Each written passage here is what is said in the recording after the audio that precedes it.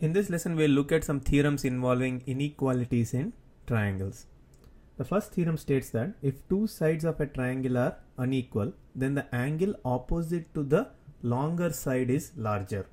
So here in this triangle ABC, we have the side BC longer than AC. So that is given. And we are required to prove the angle opposite to the longer side, which is angle A, because this is opposite to BC, is greater than the angle opposite to the smaller side. The smaller side is AC and the angle opposite to that is B. So we are required to prove angle A is greater than angle B. First, let's do some construction. Pick a point P on BC such that PC is equal to AC, and then join A and P. So you will have a triangle APC. So let's look at the proof. So we know AC is equal to AP by construction. So we just did that.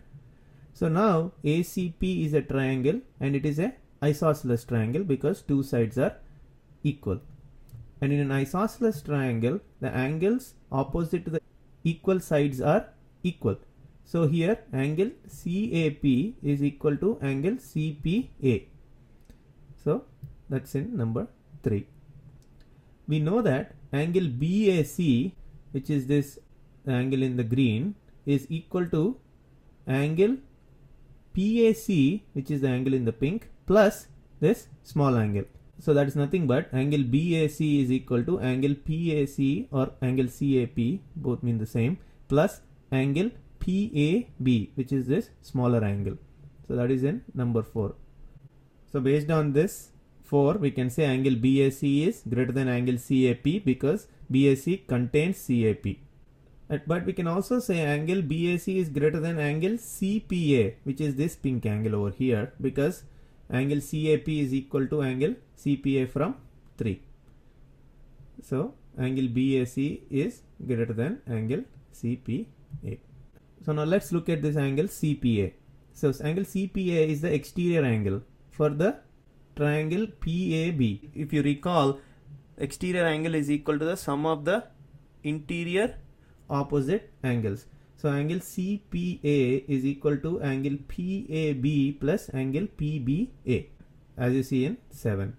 So which means angle CPA is greater than angle PBA because it contains the angle PBA. Now from 6 and 8, you can observe that this angle BAC is greater than angle PBA, transitive property. So we can say angle BAC is greater than angle PBA. But angle PBA is nothing but angle CBA.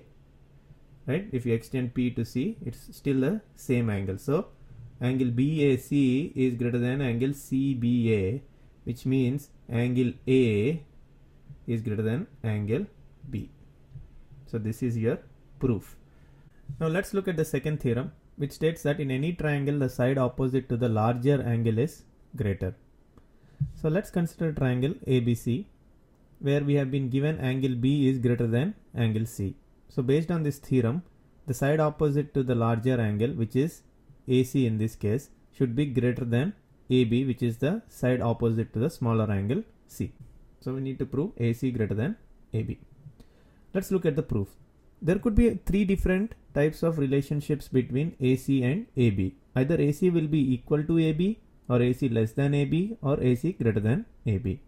Let's consider each one of them and see if these statements hold true. So if AC is equal to AB, then angle B is equal to angle C because it becomes an isosceles triangle.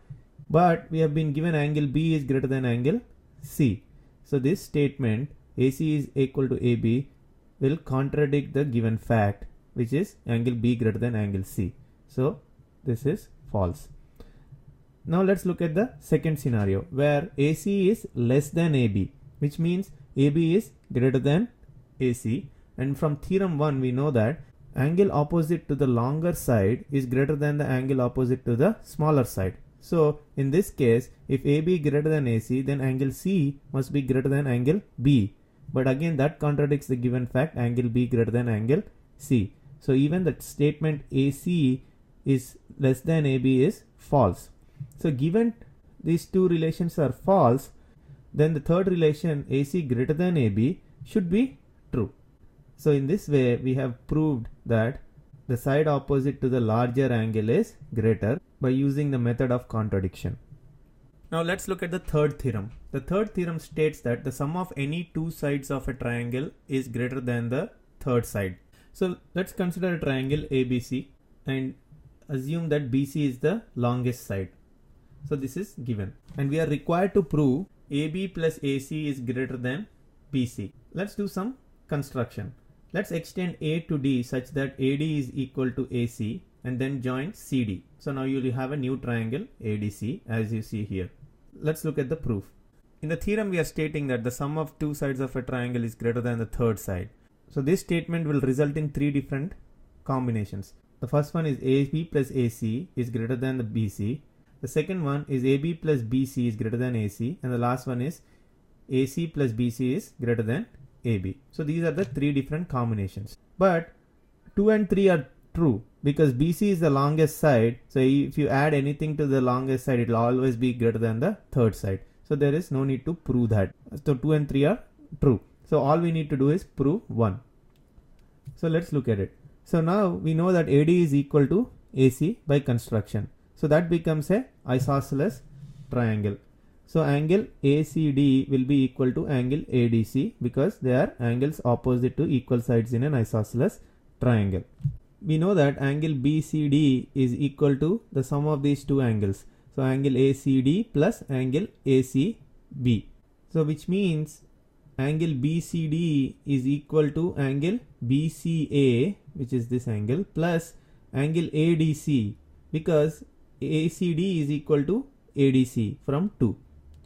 So now we can say angle BCD is greater than angle ADC because it's contained in angle BCD. So because angle BCD is greater than angle ADC, BD should be greater than BC because the side opposite to the larger angle is longer from theorem 2. So we know now BD is nothing but AB plus AD, right? Sum of these two line segments. So we can now say BD is also equal to AB plus AC because AC and AD are equal.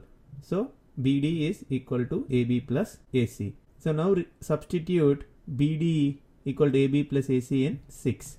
So you will have AB plus AC is greater than BC, and this is what you are required to prove. So now we know that all these three combinations are true. So the sum of any two sides of a triangle is always greater than the third side.